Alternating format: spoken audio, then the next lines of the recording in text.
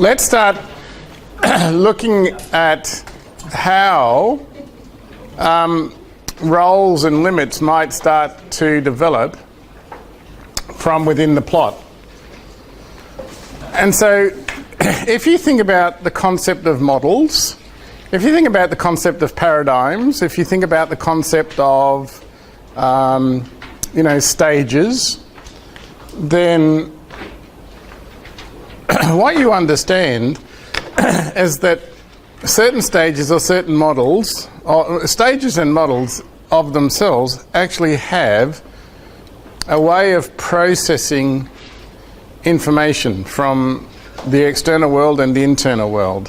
So you process information from within that model, and that model can't allow you to get outside that. You've got to, if you can't find your answer from within that model, you actually have to develop another one or evolve you. So okay, so nothing enters the working parts of your mind without actually being processed through a certain set of filters.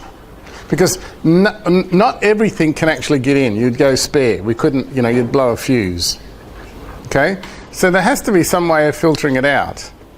Now, those filters are the same filters for each stage, but they filter different things in and different things out, depending on what stage you're actually in. And so the very three powerful ones are known as generalisation, deletion, or distortion. So basically, if you think about your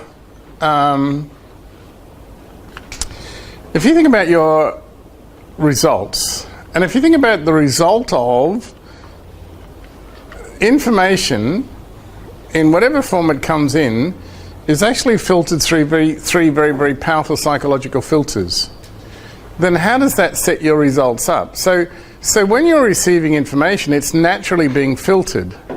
And it's naturally being filtered through the model that you're actually in. But you don't know that, because for you, it's just normal.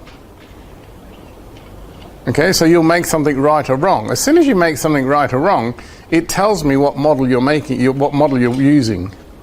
Because in other models, there's no right and wrong. Is that okay? So as soon as you use those sorts of good and bad, as soon as you say things like, money is the root of all evil, you're actually talking to me about the model you're using. So as a result, your current needs and the needs of your disowned selves actually combine in a way that determine what you actually sought for and what you don't sort for. So the stuff that you don't sort for doesn't actually get in, the stuff that you sort for does actually get in. So that determines what you actually look for, what you find and what you see. And it's you that's doing the making up. It's you that's doing the making of meaning. In all forms of relationships, these filters sort for similarities and they sort for differences. So if you think about money, you're sorting for similarities. Deletion, you will delete anything that doesn't actually line up with what you're actually looking for. Distortion, if it sort of half fits, then you can actually distort the rest of it to make it fully fit. And once you've actually done this a few times, once you've actually done a few things, you'll then generalise that this is always the way that it is. So you'll generalise a rule out of it. So when this happens, the various roles your primary and disowned selves continue to audition for, they do that in order to take on new energies.